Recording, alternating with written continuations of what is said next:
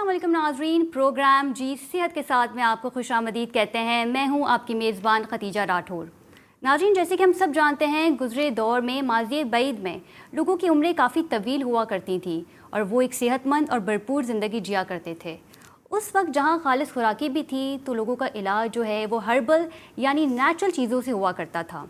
आज जहाँ महंगी दवाइयाँ तो हैं, मेडिकल साइंस ने तरक्की भी कर ली है, लेकिन उन दवाइयों के साइड इफ़ेक्ट्स भी मौजूद हैं। तो आज इस प्रोग्राम पे हम बात करेंगे वो है हर्बल के तरीका इलाज पे। बच्चों की नशोनुमा कैसे की जाए, किस तरह की जाए, क्या डाइट देनी चाहिए, इसी पे आज के प्रोग्राम में गुफ्तगू होगी। इस पे बात करने के लिए हमारे साथ स्टूडियो में मौजूद हैं हर्बल की दुनिया की जानी मानी शख्सियत शाह नज़ीर साहब, और इनके साथ इनके हमरा मौजूद हैं डॉक्टर वसीम जमालवी। दोनों को प्रोग्राम में खुशामदीद कहते हैं। सबसे पहले रुक करते हैं डॉक्टर वसीम का। डॉक्टर साहब बताइएगा, बच्चों की नशोनुमा की बात की जाए तो हम देखते हैं कि हर प्री स्कूलर के हाथ में मोबाइल फ़ोन्स या टैबलेट का रुझान जो है वो बढ़ता ही जा रहा है। तो इसकी रेडिएशन हमारे लिए कितनी अनहेल्दी है? बहुत अच्छा सवाल है खतीजा। इस वक्त जो चीज़ देखी जा रही है वो ये कि हमारे यहाँ स्मार्टफोन का जो इस्तेमाल है जी, वो बहुत ज़्यादा हो गया है, और हर वक्त एक बच्चे के हाथ में एक ना एक स्मार्टफोन होता है। वो उसमें डिफरेंट चीज़ें इस्तेमाल कर रहा होता है, बिल्कुल ठीक चाहे है। वो उस पर गेम कर रहा है या कोई डिफरेंट ऐप इस्तेमाल कर रहा है। तो मुस्तकिल उसके पास होता है। इवन जब वो सो रहा होता है तो उसके सिरहाने रखा हुआ होता है, और सुबह सो के उठने के बाद पहला काम ये करता है, उसकी आँख खुलती है तो वो अपना मोबाइल चेक करता है कि जी, मेरा मोबाइल कहाँ पे है, उसका स्मार्टफोन। अब अगर हम इसको देखें तो इसमें सिर्फ रेडिएशन ही का मसला नहीं है, जी, इसमें और भी बहुत सारी चीज़ें हैं जो इससे रिलेट करती हैं। ठीक थोड़ा है। सा लंबा जवाब होगा इसका। जी, बिल्कुल। एक तो पहले हम शुरू करते हैं इसके कि एक बच्चा जब स्मार्टफोन इस्तेमाल करना शुरू करता है तो उसकी सबसे जो इफ़ेक्ट आता है वो उसकी नींद पे आता है। नींद पे आता है। जब वो एक अच्छी नींद नहीं लेगा, जब जी, रात में जल्दी नहीं सोएगा और एक अच्छी नींद नहीं लेगा किसी भी वजह से, जिसमें कि स्मार्टफोन में वो कोई भी काम कर रहा हो, तो फिर वो सुबह जब उठेगा तो वो उसकी स्कूल की जो अटेंडेंस होगी या स्कूल में जो वर्क परफॉर्मेंस होगी वो उतनी नहीं होगी, या स्कूल में जब वो बच्चा जाएगा और वहाँ जाके उसकी जो अटेंशन होगी जी, वो चीज़ नहीं हो सकेगी जिस तरह के उसको होना चाहिए। बिल्कुल ये ठीक है। उसका पहला इफ़ेक्ट होगा। अब उसकी वजह से, उसके साथ जो उनकी वजह से उसमें जो चीज़ देखी जाएगी कि उसका जो डेडिकेशन ऑफ वर्क है, डेडिकेशन यानी उसकी एजुकेशन, उस पे इफ़ेक्ट आएगा, जो सबसे इम्पॉर्टेंट चीज़ है इस बच्चे की। जी, फिर अब अगर हम रेडिएशन की बात कर रहे हैं तो डेफिनेटली इसमें से रेडिएशन तो निकलती हैं, और वो जो रेडिएशन है वो डायरेक्टली इफ़ेक्ट करती हैं स्पेशली ब्रेन पे।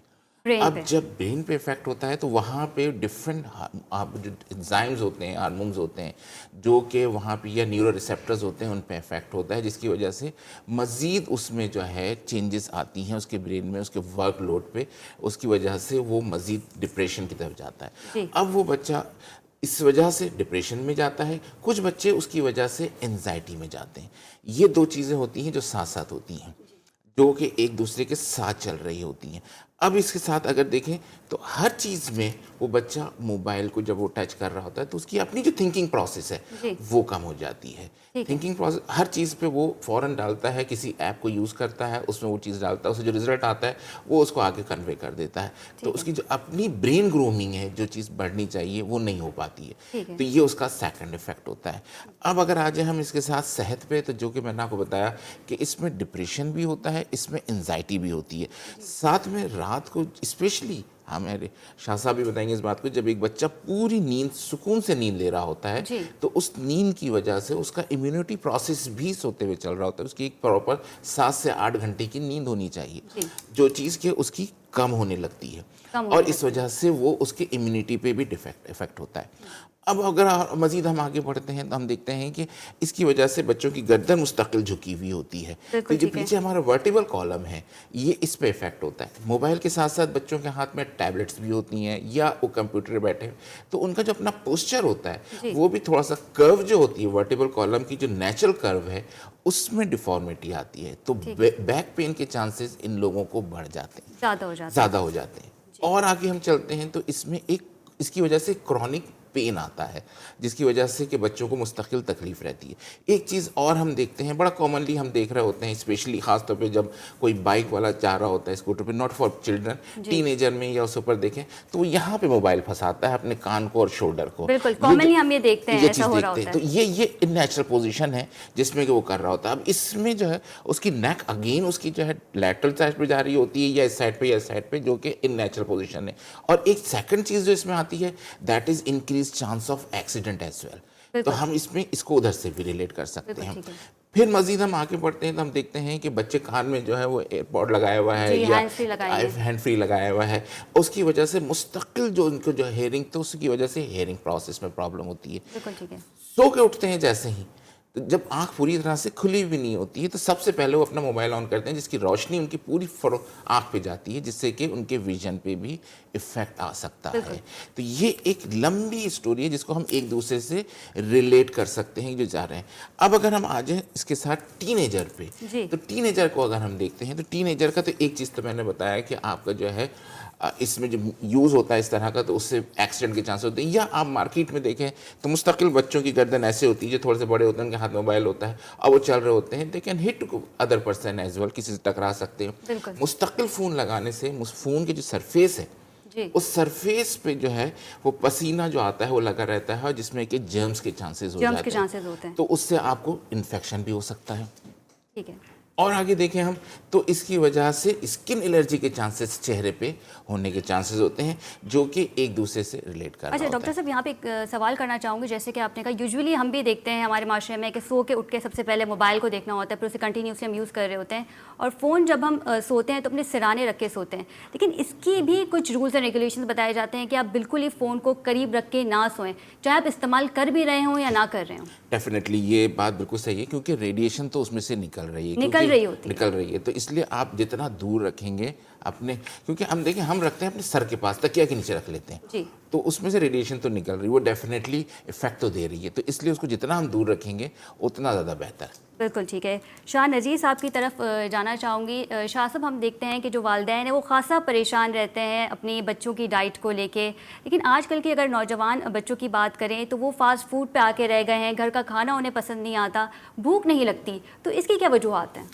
मैं डॉक्टर साहब की बात को थोड़ा सा आगे बढ़ाऊँगा। तो इन्होंने बहुत अच्छी पूरी अवेयरनेस दी है कि जिस तरीके से उन्होंने स्टेज बाय स्टेज बताया, एक एक बात करके बताइए कि छोटे बच्चे से लेके बड़ों तक के बारे में।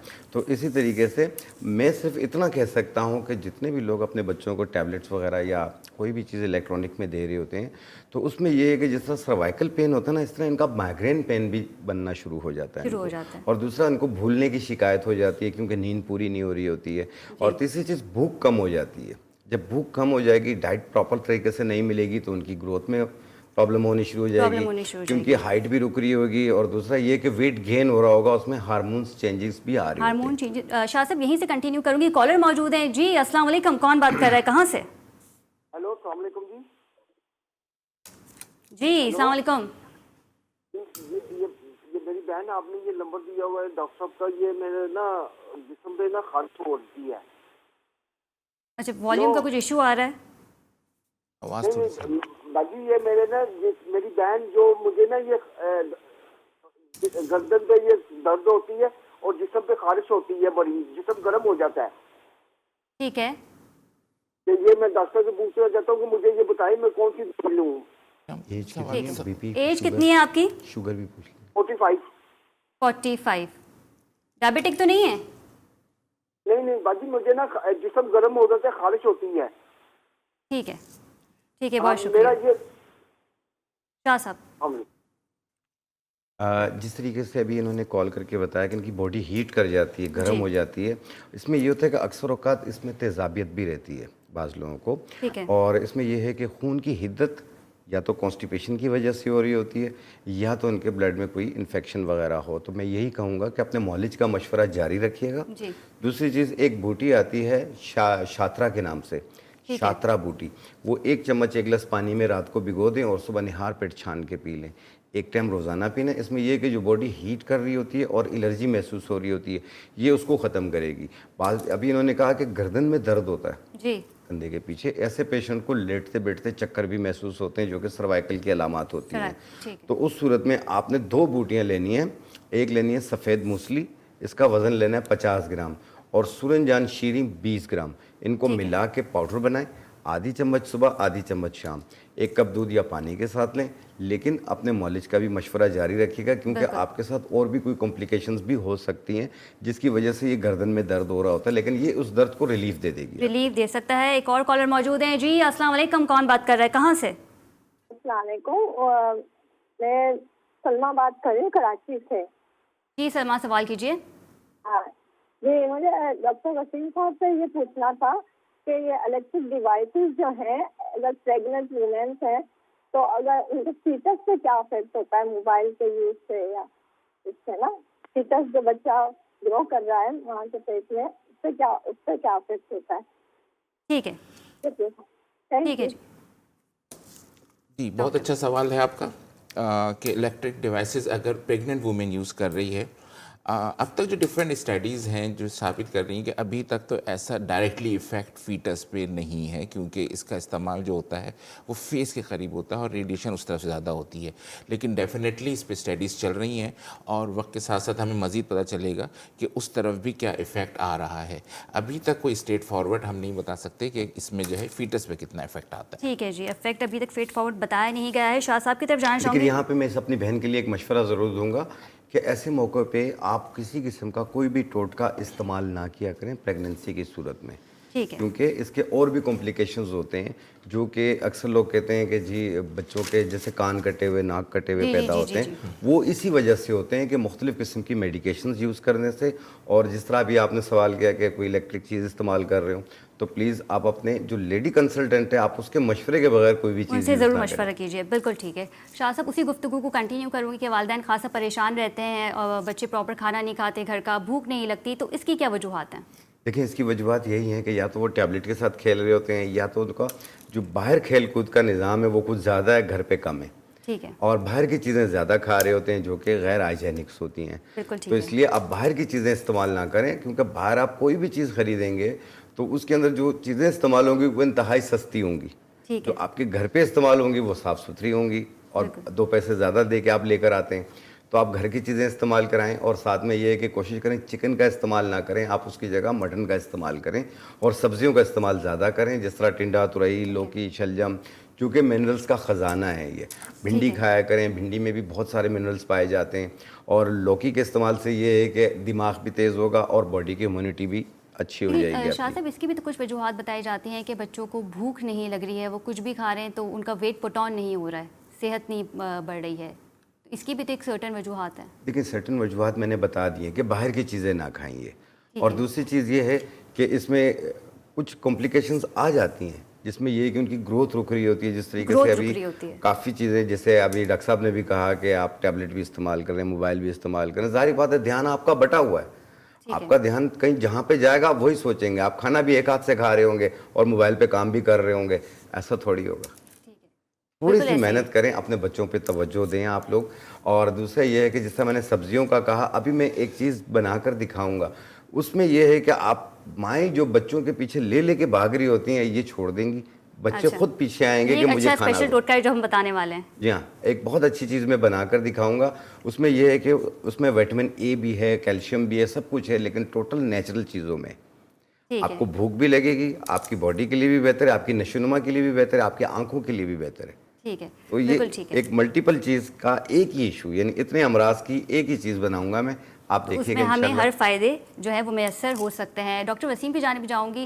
डॉक्टर साहब, सॉफ्ट ड्रिंक की अगर बात करें तो उसका रुझान बढ़ता ही जा रहा है, और अगर मैं सर्टेन एज के बारे में आपसे पूछना चाहूँ कि एज 5 से लेकर 6 तक के दरमियान के जो बच्चे होते हैं वो सॉफ्ट ड्रिंक का इस्तेमाल अगर ज़्यादा करते हैं तो वो हमारी बॉडी में जाके कैसे रिएक्ट करता है? बहुत अच्छा सवाल है ये अगेन, कि एक दूसरा एक बहुत बड़ा टॉपिक है ये भी जी। जिस तरह से कि मोबाइल पे, और दूसरा अगर हम सॉफ्ट ड्रिंक को देखें तो पहले हम ये देख लें कि सॉफ्ट ड्रिंक में होता क्या है। सॉफ्ट ड्रिंक में कार्बोनेटेड वाटर होता है, शुगर होता है, कैफीन होता है, और साथ में कुछ केमिकल्स होते हैं जो कि अंदर रिएक्शन कर रहे होते हैं। अगर हम स्टेप बाय स्टेप हर चीज़ को देखें तो सबसे पहले इसमें हम शुगर की बात कर लेते हैं। ये शुगर हमें एनर्जी तो दे रहा होता है लेकिन फुलनेस नहीं फील करवा रहा होता है, कि हमें फील नहीं हो रहा है कि हम जो है पेट हमारा भरा हुआ है इस शुगर की वजह से। अगर हम शुगर किसी और फॉर्म में ले रहे होते हैं तो उससे हमारे देखें जिस्म में 2 सेंटर्स होते हैं, एक भूख का सेंटर होता है जिसे हम हंगर सेंटर कहते हैं, एक सैटिस्फैक्टी सेंटर होता है जो फुलनेस को फील कर रहा होता है कि जी अब रिक्वायरमेंट हमारी पूरी हो गई है, अब मज़ीद नहीं चाहिए। तो ये हंगर सेंटर को भी नहीं डिप्रेस करता है और ना ही ये सैटिस्फैक्टी सेंटर को कर रहा होता है। तो ये चीज़ जो होती है ना, ये इम्बैलेंस हो रही होती है, तो मज़ीद ले रहे होते हैं तो ये एक्स्ट्रा एनर्जी जा रही होती है, जो कि अब उसका जो है इफ़ेक्ट शुरू हो जाता है। जैसे ज़्यादा शुगर लेने से बहुत ज़्यादा वेट पुट ऑन हो सकता है, जो कि ओबेसिटी वाली फॉर्म में आ सकता है। जैसे एक बच्चा, जैसे भी आपने कहा कि भूख नहीं लग रही है उसको, उसका वेट पुट ऑन नहीं हो रहा है, लेकिन ये बच्चे जो इस तरह की चीज़ ले रहे होते हैं इनका वेट ओवर ग्रो हो रहा होता है और ये ओबेसिटी में जा रहे होते हैं। जब ये ओबेसिटी में जाते हैं तो फिर अब उसकी कॉम्प्लिकेशन आ रही होती है, उसमें हाइपरटेंशन भी हो सकता है इनको, अर्ली हाइपरटेंशन एक कॉज हो सकती है, वैसे तो उसकी और भी बहुत सारी कॉजेज हैं लेकिन एक ही भी हो सकती है। फिर इसके साथ इंसुलिन रेजिस्टेंस हो सकता है, क्योंकि इंसुलिन हमारे जिस्म में बहुत इंपॉर्टेंट है, जो कि शुगर को मेटाबोलाइज कर रही होती है और उसको सेल में डाल रही होती है, लेकिन जब इसका ओवरवर्क होगा तो उसके भी रिएक्शन में डिफरेंस आ रहा होता है। तीसरा ये कि जिसम में एक साइकिल होता है जो एक कर्व साइकिल कहला रहा होता है, जो डिफरेंट चीज़ों को, कार्बोहाइड्रेट, प्रोटीन और फैट को आपस में इंटरलिंक करता है और बॉडी में जिस चीज़ की रिक्वायरमेंट होती है उस तरफ वो उसको लेके जाता है। लेकिन चूंकि डिफरेंट चीज़ें बहुत ज़्यादा हो रही होती हैं तो फिर ये फैट में कन्वर्ट करता है, अब बॉडी को फिर फैट पुट ऑन हो रहा होता है फैटी सूरत में। तो अगर वो लीवर में जा रहा होता है तो फिर फैटी लीवर के चेंजेस आने शुरू हो जाते हैं। ये तो एक चीज़ का हो गया। अब हम आते हैं दूसरी चीज़ जो कार्बोनेटेड वाटर है। अगर हम कार्बोनेटेड वाटर देखें तो उसकी वजह से गैस प्रोडक्शन बहुत ज़्यादा होती है बॉडी में और फ्लैचुलेंस के चांसेस होते हैं, ये दूसरा इफेक्ट होता है। तीसरा अगर हम देखें तो फिर इसमें कैफीन की कम मकदार बहुत ज़्यादा होती है। कैफीन उम्मी तौर पे चाय की पत्तियों में ज़्यादा होती है as compare to coffee beans, लेकिन चूंकि चाय डाइल्यूटेड फॉर्म में होती है, आप काफ़ी सारे पानी में थोड़ी सी चाय की पत्ती मिलाते हैं और उसका उसमें दूध ऐड करते हैं, तो उसकी डाइल्यूशन की वजह से उसको अगर हम कॉन्सेंट्रेशन देखें तो कम हो जाती है। चाय में उमूमन 14%, 15% या मिलीग्राम की सूरत में हम देखते हैं इतना आता है, लेकिन अगर हम देखें यही चीज़ जो है कार्बोनेटेड वाटर में इसकी डबल या ट्रिपल फॉर्म में जाती है। इवन जो ज़ीरो डाइट्स होती हैं, जो डाइट जो होती हैं इसमें उससे भी ज़्यादा होती हैं कैफीन की सूरत। अब अगर हम जो कैफीन के एक्स्ट्रा मिकदार ले रहे होते हैं तो उसका जो सबसे बड़ा जो साइड इफेक्ट है कैफीन लेने का वो इंसोम्निया है। इंसोम्निया मतलब नींद का ना आना, नींद का ना आना, नींद नहीं आ रही होती और मेटाबॉलिज्म जिसम में बढ़ जाता है। जिससे में जब मेटाबॉलिज्म बढ़ता है, वो कहते हैं ना कि जब नींद, बच्चे एग्जाम के दौर में इम्तहान नहीं है तो चलो चाय पी लेते हैं, नींद उड़ जाएगी, वो नींद बेसिकली उड़ती नहीं है, जिसम का मेटाबॉलिज्म तेज़ हो रहा होता है। जब वो तेज़ हो रहा होता है तो डिफरेंट इफेक्ट आते हैं। अब इससे फिर आप रिलेट करें तो फिर मज़ीद हम उसी तरफ वापस चलते हैं कि जी डिप्रेशन, एंजाइटी और वो मज़ीद चीज़ें, डायबिटीज़, हाइपरटेंशन और मज़ीद चीज़ें जो है वो उसी से रिलेट कर रही होती है। ठीक है डॉक्टर साहब, और भी मज़ीद सवालात करेंगे सॉफ्ट ड्रिंक के हवाले से और बच्चों के नशोनुमा पे हमारा प्रोग्राम जारी है। यहाँ वक्त हुआ एक ब्रेक का, स्टे विद अस।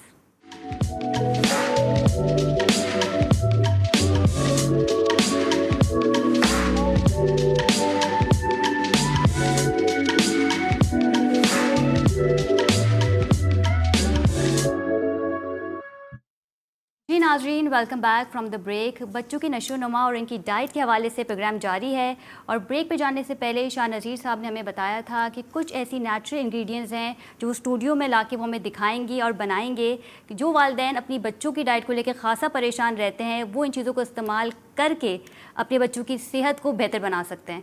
तो शाह साहब, पहले तो मैं चाहूँगी कि आप इन चीज़ों के नाम बताइए, ये चीज़ें हमें कैसे दस्तयाब होंगी और इनके फ़वाइद क्या हैं? जी, सबसे पहले ये है कि फ़वाइद में बताना चाहूँगा कि ये उन बच्चों के लिए है जो खाते पीते बहुत कम है, माएँ ले लेके फिर रही होती हैं लेकिन बच्चे खा नहीं रहे होते हैं। बिल्कुल ठीक। दूसरी चीज़ ये है कि पास बच्चे घर पे जब आते हैं ना तो वो कहते हैं मुझे टांगों में दर्द हो रहा है, कंधों में दर्द हो रहा है, थकावट फील हो रही होती है। तो आजकल जो है विटामिन डी को ज़रूर आप अपने मद्देनज़र रखा करें कि ये बच्चों में, बड़ों में, सब में कम होती जा रही है, जो कि आगे चल के सीने पे बोझ का सबब भी बनती हैं और दिल की कमज़ोरी के असबाब भी आ जाते हैं इससे, और हर किस्म की कमज़ोरी फील करते हैं लोग। तो इसलिए, और इसमें विटामिन डी की मिकदार तो पाई नहीं जाती है। विटामिन डी की जो मिकदार है वो हमारी एक हर्ब आती है सफ़ेद मूसली। सफ़ेद मूसली, उसे बारीक पाउडर बना के 1 चम्मच 1 कप दही में मिला के 1 टाइम रोज़ाना खाया करें और कम से कम 45 दिन इस्तेमाल करें और उसके बाद अपना विटामिन डी टेस्ट करवाएं। इंशाल्लाह आपको 26 से 30 के दरमियान में मिलेगा वो। और दूसरी चीज़, जो बच्चे वीक हो रहे होते हैं, बच्चे खा पी नहीं रहे होते हैं, पूरी बॉडी में पेन बताते हैं, नज़र भी कमज़ोर हो रही होती है, सर दर्द हो रहा होता है और माएँ ले के फिर रही होती हैं कि कुछ खा नहीं रहे होते और उनकी हाइट नहीं बढ़ रही होती है, तो ये तमाम काम करेगी। सिर्फ 3 चीज़ें हैं और आम चीज़ें हैं, ये किचन में भी पाई जाती हैं, आम परचून की दुकान पे भी और पंसार की शॉप पे भी मिल जाती हैं। उसमें जो सबसे पहली चीज़ है ये है मगज़ धनिया। मगज़ धनिया ये आप गौर से देखिए, ये बिल्कुल दाल के दाने के बराबर है जी। उसकी शेप का, ये गोल धनिया नहीं है, ये उसके अंदर का मगज़ है। इसका वज़न आपने लेना है 50 ग्राम 50 ग्राम आपने लेके ऐसे। और ये है सौंफ, आमतौर पे हर जगह पे होती है ये सौंफ, इसका वज़न भी आपने लेना है 50 ग्राम। और इसमें आप डालेंगे 100 ग्राम मिश्री। ये दोनों चीज़ें 50-50 ग्राम है, मगज़ धनिया और सौंफ, मिश्री 100 ग्राम। इसे मिक्स करके बारीक पाउडर बना लें और इसकी 1 चाय वाली चम्मच सुबह, 1 चाय वाली चम्मच शाम पानी के साथ लेना है। और कम से कम ये 6 साल से लेके 14 साल तक के बच्चों के लिए है। 6 साल से कम उम्र वाले जो है वो अपने मौलिज का मशवरा रखें। ठीक है। 3 चीज़ें हैं, मगज़ धनिया, सौंफ और मिश्री। पाउडर बनाया, 1 चाय वाली चम्मच सुबह, 1 चाय वाली चम्मच शाम। पहले दिन ही भूख लगेगी उसे और इंशाल्लाह कुछ दिन आप इसको खिलाकर देखें, आपके हिस्से का भी खाना खा जाएंगे, इतनी भूख लगेगी। ठीक है। तो ये एक मेन चीज़ थी। और दूसरी चीज़ ये है कि ये बड़ों के लिए अब मैं बता रहा हूँ कि इस मौसम में आपने देखा है कि इसमें हीट स्ट्रोक के भी चांसेस होते हैं, गर्मी बहुत ज़्यादा फील होती है, अक्सर लोगों के हार्मोन्स चेंज की वजह से भी पसीना बहुत ज़्यादा आता है, उन्हें हॉट फ्लैशेस आते रहते हैं। तो ये उसको ठीक करना। और दूसरा, पेट में आग लगी हुई होती है, मैदा भी जल रहा होता है, साथ में पेट भी जल रहा होता है लोगों का। तो बात कहते हैं कि मुझे गर्मी की शिकायत है, हालांकि वो गर्मी नहीं होती, वो तेजाबियत होती है। तो इसमें आपने लेना है 1 गिलास पानी, उसमें आप ये डालेंगे तुख्मे बलंगा, आधी चाय वाली चम्मच। ठीक है। तुख्मे बलंगा। और ये है इस्पगोल दाना, एक इस्पगोल छिलका होता है, ये इस्पगोल का दाना है, ये भी आधी चाय वाली चम्मच। और ये है गोंद कतीरा, इसका सिर्फ 1 ही पीस लेना है, आप देख लें इतना सा हो, आपने डाला। और 2 पीस आलू बुखारे के, ऐसे आप रख लें। इसे कम से कम आधा घंटा आप इसे रख लें या रात को भिगो दें और सुबह निहार पेट इसे छान के पी लें 1 टाइम रोज़ाना। और इसको अगर बाज़ लोग वैसे भी खाना चाहें तो खा सकते हैं, ये बिल्कुल ऐसा फालूदा टाइप का बन जाता है। और जायके के तौर पे इसमें आलू बुखारा हमने ऐड कर दिया, तो इसे आपने सुबह निहार मुँह पीना है। ये वो भी जो अभी खातून ने फ़ोन किया था प्रेगनेंसी की सूरत में, उसमें भी बहुत ज़्यादा जलन, बीपी लो होना, घबराहट होना, ये उसको भी दूर करती है, उसको भी दूर करता है। और दिल मतली कर रहा होता है, उसे भी ख़त्म करती है। बाज़ लोग घर पे आते हैं तो वो तौलिए को या किसी कपड़े को पानी से गीला करके तलवों के नीचे रख रहे होते हैं, पाँव जल रहे होते हैं। बाज़ औक़ात ये तो कॉन्स्टिपेशन की वजह से या कैल्शियम की कमी की वजह से पाँव जल रहे होते हैं। और दूसरी चीज़, नींद पूरी ना होना, उसकी वजह से भी जलते हैं पाँव। और जिन लोगों की नींद पूरी नहीं हो रही है तो उनको कूलों पे, कंधों पे, टांगों में, सब में पेन महसूस हो रहा होता है, लेज़ी हो रहे होते हैं, चिड़चिड़े हो रहे होते हैं, जैसे गुस्सा बहुत आ रहा होता है। तो ऐसी सूरत में, और दूसरा जिन लोगों को नींद नहीं आ रही होती है तो वो एक बूटी आती है मुश्क बाला।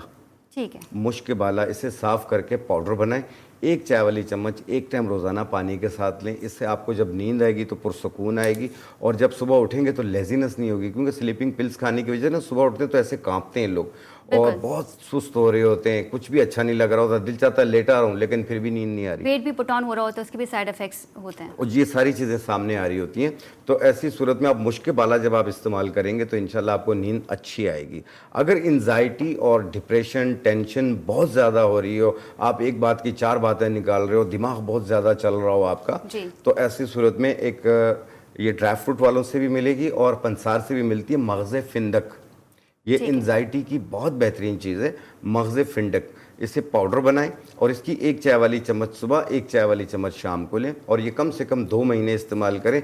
अगर आपके डॉक्टर की कोई दवाएं आपके साथ चल रही हैं तो वो उसे जारी रखिएगा, साथ में सपोर्ट के तौर पे ये इस्तेमाल कीजिएगा। इंशाल्लाह आप देखिएगा आस्ते आस्ते आप एंजाइटी से निकल जाएंगे। बिल्कुल ठीक है। शाह साहब कॉलर मौजूद है, वो भी ले लेते हैं। जी अस्सलाम वालेकुम, कौन बात कर रहा है, कहाँ से? वालेकुम अस्सलाम, मैं फरवा बोल रही हूँ कराची से। जी सवाल कीजिए। देखिए, मुझे डॉक्टर साहब से सवाल करना है। मेरा मैदे का मसला है।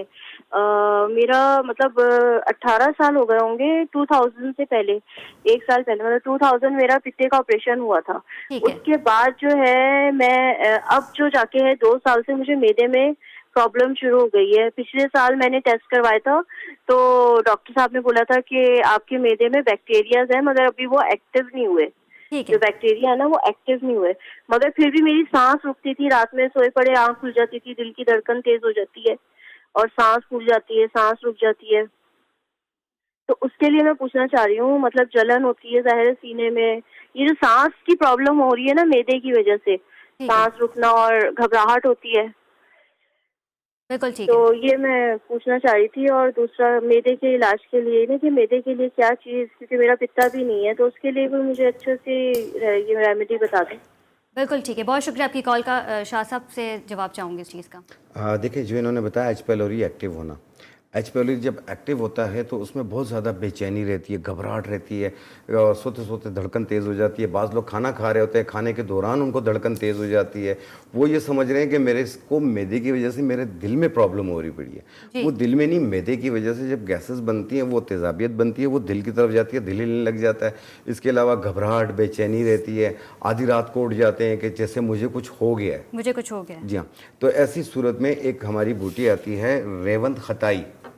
रेवंद खताई, इसको बारीक पाउडर बना लें। इसकी 1 चुटकी 1 गिलास पानी में डालें, 1 चुटकी से ज़्यादा ना डालें, और 1 टेबल स्पून 1 चम्मच खाने वाला इस्पहॉल छिलका वो भी उसमें मिला लें। मिक्स करके दिन में 2 बार पिएं, सुबह शाम खाने से पहले ले लें, भूल जाएं तो खाने के आधे घंटे बाद ले लें।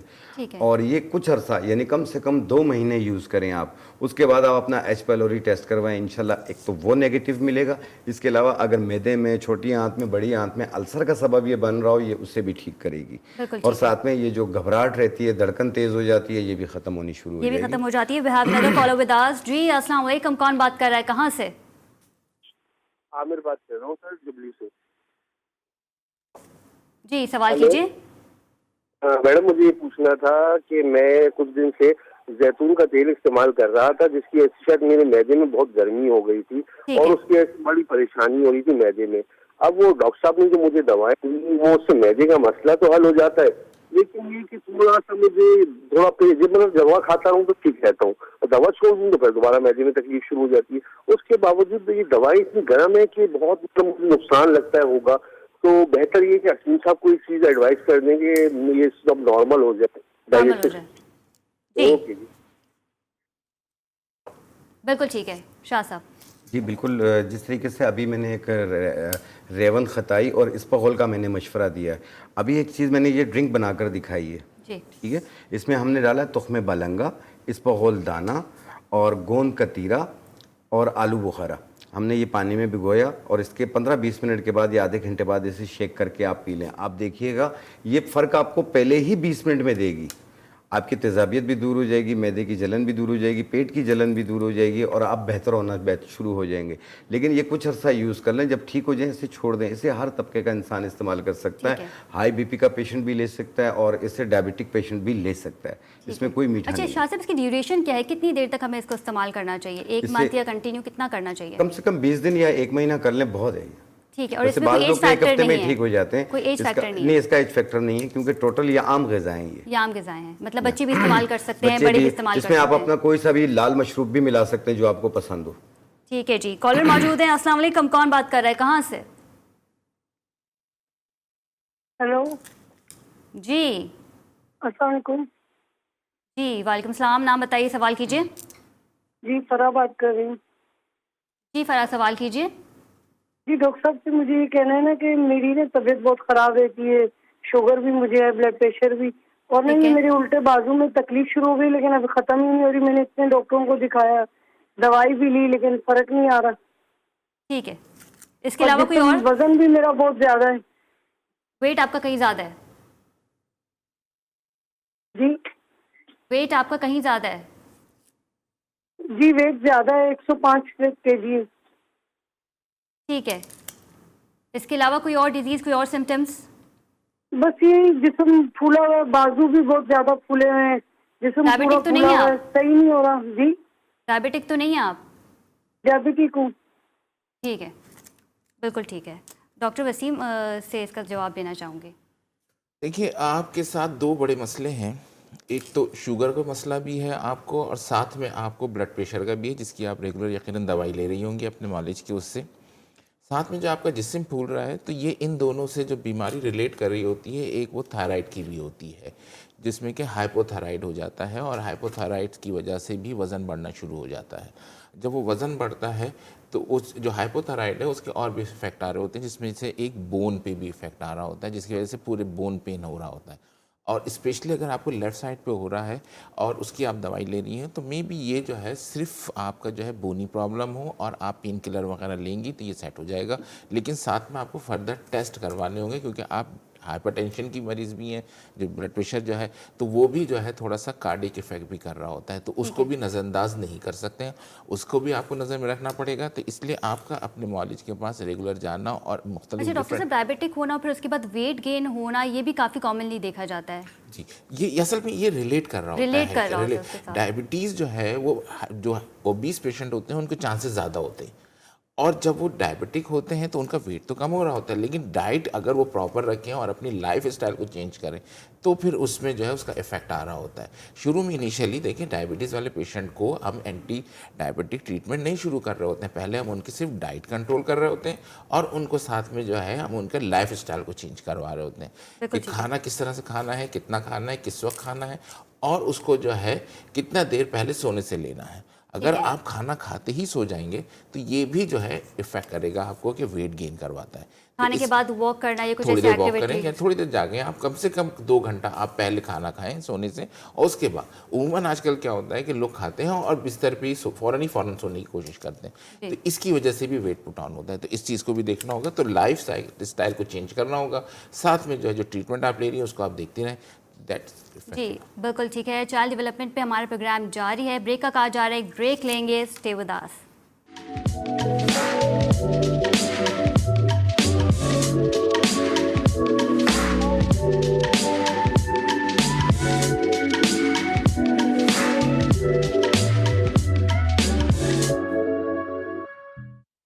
जी नाजरीन, welcome back from the break. और ब्रेक में जाने से पहले हमें फ़रा की कॉल आई थी और जिन्होंने हमें बताया था कि उनका वेट जो है वो पुट ऑन हो रहा है।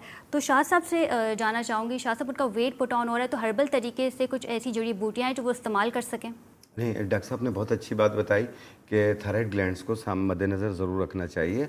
और दूसरी चीज़ ये होती है कि फैटी लीवर, ये बहुत कॉमन है आजकल। फैटी लीवर की वजह से भी मुंह कड़वा रहने लग जाता है, और इसमें यह है कि कपड़े कभी लूज़ हो रहे होते हैं, कभी टाइट हो रहे होते हैं। ऐसा पेशेंट जो है, जिस तरीके से डायबिटीज़ भी है, शुगर भी है, और इनको हाई बीपी भी है, तो अपनी डॉक्टर की दवा जारी रखिएगा। एक लकड़ी आती है असरोल के नाम से, उसका 1 इंच का टुकड़ा 1 गिलास पानी में रात को भिगो दें और सुबह निहार पेट छान के पी लें 1 टाइम रोज़ाना। इससे बीपी भी कंट्रोल होगा और साथ में शुगर भी कंट्रोल होगा। दूसरा, वज़न कम करने के लिए 2 जड़ी बूटियां बता रहा हूं मैं, और 2 जड़ी बूटियां 2 हफ्ते 2 केजी वज़न कम होगा। 2 केजी वज़न कम 2 केजी 2 हफ्ते में कम होगा। तो उस सूरत में इसके लिए आपने लेना है तुख्मे इस्पत। तुख्मे इस्पत ये बिल्कुल बाजरे के दानों की तरह होते हैं, लेकिन छोटे बीज होते हैं ये। इसका वज़न आपने लेना है 100 ग्राम। ज़ीरा सफ़ेद 100 ग्राम, इसको मिलाकर बारीक पाउडर बना लें। आधी चाय वाली चम्मच सुबह, आधी चाय वाली चम्मच शाम, खाने से पहले पानी के साथ, अगर भूल जाए तो खाने के आधे घंटे बाद पानी के साथ लें। अच्छा, ये जो 2 चीज़ें आपने बताई हैं ये आसानी से दस्तयाब हैं? बिल्कुल ईजिली मिल जाएंगी। तुख्मे इस्पत और ज़ीरा सफ़ेद, ये हर इंसान इस्तेमाल कर सकता है, इसका नुकसान कोई भी नहीं है। मिला के पाउडर बनाएं, आधी चम्मच सुबह, आधी चम्मच शाम। साथ में अरक मक्को पिएं, आधा कप सुबह, आधा कप शाम। और ये कंटिन्यू आप 1 महीना यूज़ कीजिएगा। 1 महीने में 4-5 केजी वज़न कम होगा आपका। और दूसरा ये है कि फैटी लीवर के लिए भी ये बहुत ज़्यादा बेहतर है। आम तौर पे यरकान के असरात को, हेपेटाइटिस के असरात को भी ये ख़त्म करती है। और साथ में फालतू चर्बी होती है जो आपकी बॉडी में बढ़ रही होती है, ये उसको भी ख़त्म करके आपको भूख भी लगेगी, और साथ में आपका जो खाना पीना, जो डाइट प्लान है आपका, वो अब बहुत अहम है। जिस तरह अभी डॉक्टर साहब ने कहा कि आप बेड पे ही खाते हैं और वहीं सो जाते हैं, बिल्कुल हकीकत है यही हो रहा है कि लोग वहीं बेड पे ही कंप्यूटर पे काम कर रहे हैं, वहीं बर्गर खा रहे हैं, वहीं जो चीज़ खा रहे हैं सो गए। अरे कम से कम कंटिन्यू करूंगी कि इम्यून सिस्टम को बेहतर बनाना भी हमारे लिए बहुत ज़रूरी है, क्योंकि जिस वबा ने घेरा हुआ है पूरी दुनिया को, उससे लड़ने की ही एक रीज़न है कि हमें इम्यून सिस्टम को बेहतर बनाना पड़ेगा अपने। देखें, जो क़ुव्वत मुदाफ़ियत जो कम हो जाती है उसको ठीक करने के लिए मगज़ बिनोला ले लें आप, कपास के बीजों का मगज़, इससे बारीक पाउडर बनाएं, 1 चाय वाला चम्मच 1 कप दूध में मिला के या 1 गिलास दूध में मिला के 1 टाइम रोज़ाना पिया करें। ये क़ुव्वत मुदाफ़ियत के लिए भी बेहतर है, दिमाग के लिए भी बेहतर है ये। और आप जो ये इस्तेमाल करना शुरू करेंगे तो अभी आपका दिल करता है ना कि मैं लेटा रहा हूँ, लेजी रहते हैं, सुस्त रहे, उसमें आपका दिल करेगा मैं काम पे जाऊँ, घूमूं फिरूं, बिल्कुल एक्टिव हो जाएंगे आप। वापस आपको ये एनर्जी बूस्टर का काम करती है कि आपने मगज़ बिनोला 1 गिलास दूध में मिला के 1 टाइम रोज़ाना ले लें, तो ये है। और दूसरी चीज़ ये है कि जो कोविड-19 है, आप उसके ऊपर तो बहुत सारे प्रोग्राम्स हो चुके हैं, काफ़ी चीज़ें इस्तेमाल हो रही हैं, सोशल डिस्टेंस भी हो रहा है, हाथ भी धो रहे हैं, सब कुछ कर रहे पड़े, लेकिन फिर भी बढ़ता जा रहा है क्योंकि हम खुद एहतियात नहीं कर रहे हैं, हम सबसे मिल रहे हैं। तो दूसरी चीज़, एक हमारी एक जड़ी बूटी आती है, मैं उस पर वर्क कर रहा हूँ, इंशाल्लाह मैं चंद दिनों में मैं आपको खुशखबरी सुनाऊंगा। बिल्कुल इंशाल्लाह। कॉलर मौजूद हैं जी, अस्सलाम वालेकुम, कौन बात कर रहा है, कहाँ से? जी वालेकुम अस्सलाम, टंडोला है जी, सवाल कीजिए। हाँ सर, जो रेवन खटाई और मुझे बता रहे इसका ये सारी दुकान से लेनी पड़ेगी, इसकी कोई ऐसी होगी जो दवाई लेके बंदा खाए वो ठीक हो जाए, जैसे सीने में जलन है ना, तो कैसे जो मैं पूछ रहा हूँ, तो ये दवा बनती लिया चीजें लेकर खुद मिलाए। ठीक है, बिल्कुल ठीक है, शाह साहब से इसका जवाब दूंगी।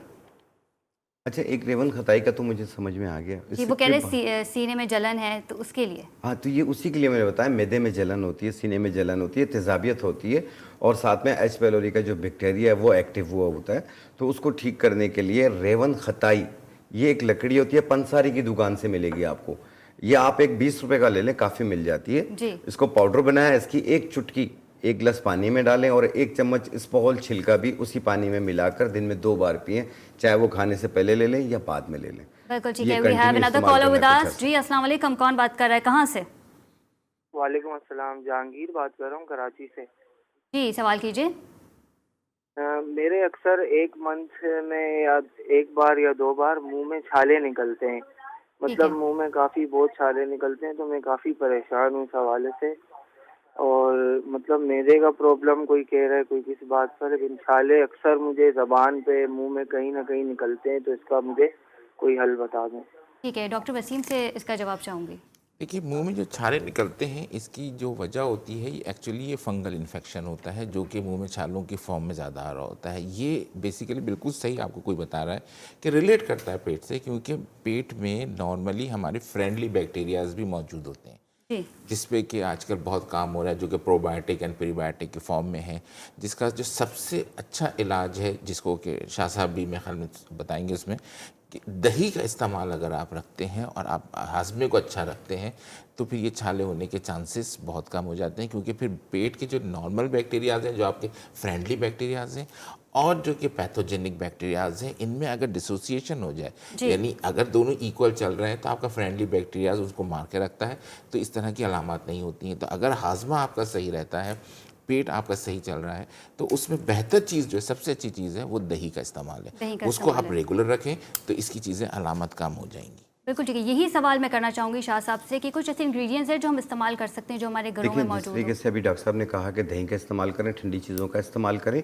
और साथ में हमारी हर्ब्स के अंदर एक गोंद की तरह होते हैं तबाशीर के नाम से, ये बांस का दूध भी कहलाता है, बांस के दरख्त का। तो तबाशीर आपने लेना है 50 ग्राम, मिश्री 50 ग्राम, इलायची 10 ग्राम, 3 चीज़ें, तबाशीर 50 ग्राम, मिश्री 50 ग्राम, तबाशीर 10 ग्राम, इसको इलायची सब्ज़ 10 ग्राम, इसको मिलाकर बारीक पाउडर बना लें, और आधी चम्मच दिन में 3 मरतबा, सुबह दोपहर शाम, आधी चम्मच सुबह, आधी दोपहर, आधी रात को थोड़ा मुंह में छिड़क के आप थोड़ी देर के बाद पानी पी लें। आप देखिएगा कि ये छाले आस्ते आस्ते ख़त्म हो जाएंगे। ये 3-4 दिन इस्तेमाल कर रहे हैं, आपके छाले ख़त्म हो जाएंगे। लेकिन कोशिश कीजिए, आप उस चीज़ को नोट कीजिए, क्या चीज़ आपको ज़्यादा तेज़ाबियत करती है, आपकी ग़िज़ाओं में क्या चीज़ है कि ये बार बार क्यों हो जाता है। और साथ में इसबगोल भूसी जो मैंने जिस तरह शुरू में बताई है, आप वो इस्तेमाल करें ताकि मैदे में तेज़ाबियत ना बने। बिल्कुल ठीक है। नाज़रीन भी जानते हैं कि पूरे पाकिस्तान में जो है वो हीट वेव का अलर्ट जारी कर दिया गया है और गर्मी की शिद्दत जो है वो बढ़ती जा रही है। आखिरी सवाल करना चाहूँगी डॉक्टर वसीम साहब से। डॉक्टर साहब बताइएगा कि कौन सी ऐसी डाइट है जो हमें लेनी चाहिए इस हीट वेव से बचने के लिए, चाहे वो किसी भी एज फैक्टर के हों? देखिए, हीट वेव से बचने के लिए हमें जो इस्तेमाल करना है उसमें ऐसी डाइट जिसमें कि मिनरल्स का ज़्यादा हो, ताकि हीट वेव्स में पानी लॉस हो रहा होता है, साथ में मिनरल्स लॉस हो रहे होते हैं। ठीक है। तो ये इसका जो है ना, अगर मिनरल्स का हमारा इस्तेमाल होगा, ऐसी चीज़ लेंगे हम जिससे मिनरल्स होगा, तो साथ में हमारा एडिशनल पानी भी हम पिएंगे, तो वो पानी फिर हमारे जिस्म में रुकेगा। ये एक ऑस्मोसिस प्रोसेस होता है। इसमें अगर पसीना, हीट वेव में होता क्या है, होता ये है कि पसीना ज़्यादा आता है। पसीना जब ज़्यादा आता है और वो बेताशा आता है, तो पानी, जिस्म का पानी कम हो जाता है। पानी कम होता है तो साथ में मिनरल्स भी निकल जाते हैं। मिनरल्स भी निकल जाते हैं। अगर हम इसका इस्तेमाल ज़्यादा रखेंगे तो पानी, जिससे में पानी भी जाएगा और मिनरल्स, तो मिनरल्स बेसिकली पानी को रोकेगा। तो इसमें जो बेहतरीन ग़िज़ा है वो जो सिट्रस, जो आपके जो फ्रूट्स हैं वो बहुत अच्छे होते हैं, जो कि इस वक्त कॉमनली अवेलेबल है मार्केट में। वो अगर लिया जाए तो that is very good with the plenty of water. पानी बहुत ज़्यादा पिए साथ में, तो फिर उसमें हीट वेव के चांसेस बहुत कम हो जाते हैं। जी, जैसे कि नाज़रीन जानते हैं कि हीट वेव का अलर्ट जारी कर दिया गया है और पानी का इंटेक ज़्यादा से ज़्यादा लेना पड़ता है, तो हम इस वबा से भी बच सकते हैं। प्रोग्राम का वक्त ख़त्म होने को है। Thank you so much for being with us doctor Wasim Jamali और हर्बल शाह नज़ीर साहब। अगले हफ्ते आपसे फिर मुलाकात होगी। अपना बहुत ख्याल रखिएगा। अल्लाह निगहबान।